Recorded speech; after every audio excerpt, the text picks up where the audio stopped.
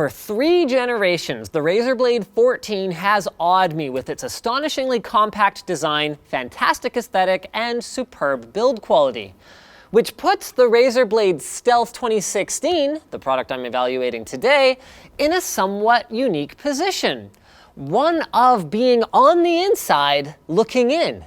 Because I'll be deciding on a new daily driver notebook before this video is over, and whether Razer wins or loses, Razer is going to lose. Which will also cause Razer to win, meaning that Razer will also lose. Which, okay, the joke's old now. Roll the intro.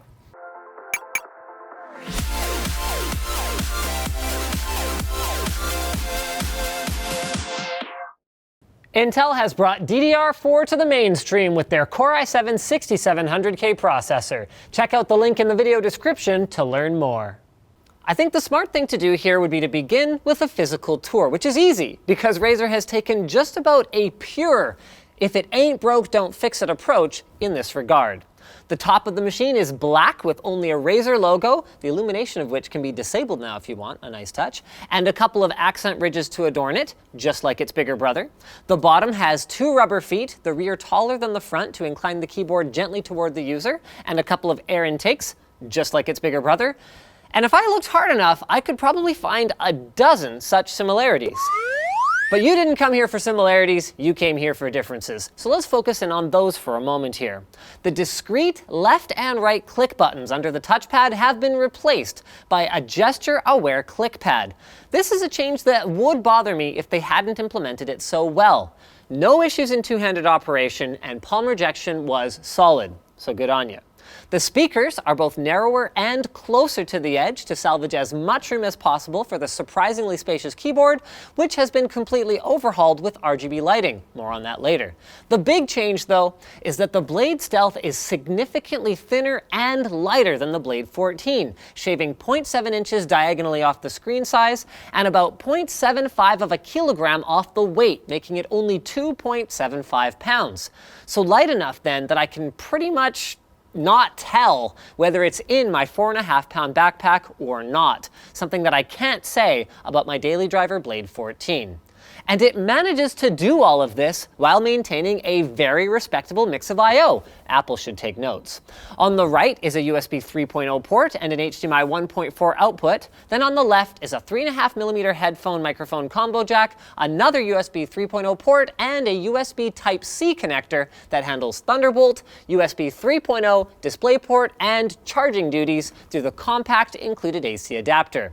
This is the port that will be used to enable the theoretically hot swappable, although I did manage to break it at the demo at CES, external dedicated graphics card housing that they're calling the Razer Core, which I will be covering in an upcoming separate video. Today, though, I'm focused on the Blade Stealth as an Ultrabook, because that's what it is. While the slim exterior definitely hints at what makes the Blade Stealth so different from Razer's previous mobile devices, all of which adhered to that for gamers, by gamers slogan that they've got displayed so prominently on their website, the inside of this machine reveals outright that it is not a gaming device.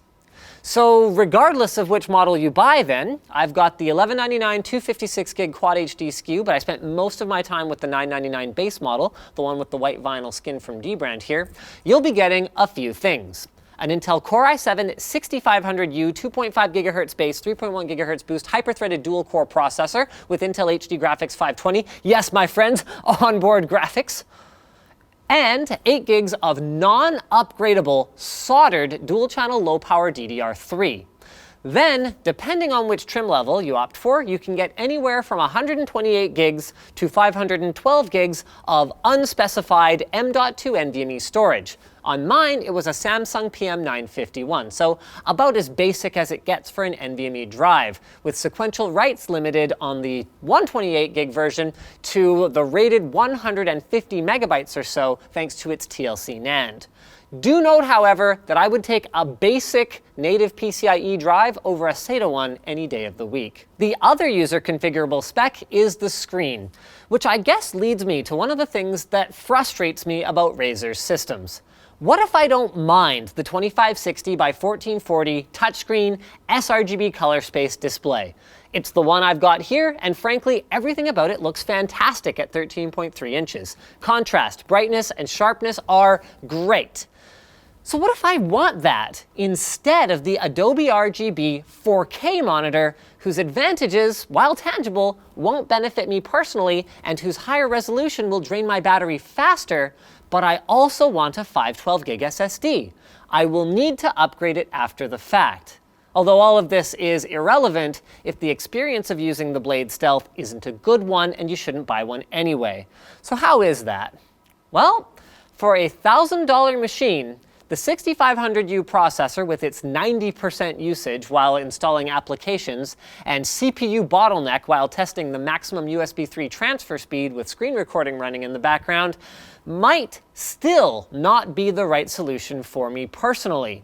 But if your mobile computing needs are a little lighter than mine, they have nailed a lot of stuff here. The 45 watt-hour battery turned in a solid result at PCMark's recommended brightness setting, although it should be noted if you want to use it outside, it goes a lot brighter than that. And I didn't realize how much I missed my touchscreen until I did my XPS 15 review without one, which you can check out here, by the way. A one-finger hinge is really hard to do on a device this light without having it feel flimsy, but they nailed that. And Razer's speaker, camera, and microphone quality continues to embarrass their competitors. Attention industry! Notebooks are communication devices. This stuff is important. So good on Razer for at least maintaining their above average standard here. Which leads us back finally again to the keyboard. Far and away the biggest departure from previous Razer notebooks, and everyone else for that matter. The layout with 2 function keys, 6 full rows, a great size considering the screen size, and a sensible keycap font this time around, is IMO perfect. Except for the half-height up and down arrows, those still bother me. And it's still fully reconfigurable with remapping and macros using Synapse. But now, it's RGB as well. So you can actually change things like color, you can add canned patterns and effects to it, you can change the effects and patterns for different applications, including games with both first and third-party tools, and just generally personalize the device in a way that hasn't been done on a laptop before. Freaking awesome. There are, however, some trade-offs. The new backlighting does not illuminate the whole key the way the old type did, so while the function row lights up when it's activated, the actual functions themselves are not easy to see in the dark. And more importantly, the feel of the switches has been altered very significantly. They are quieter, which some people will appreciate, but they are also less crisp feeling than I'm used to, something that I sincerely hope does not carry over to the new Blade when I review it shortly.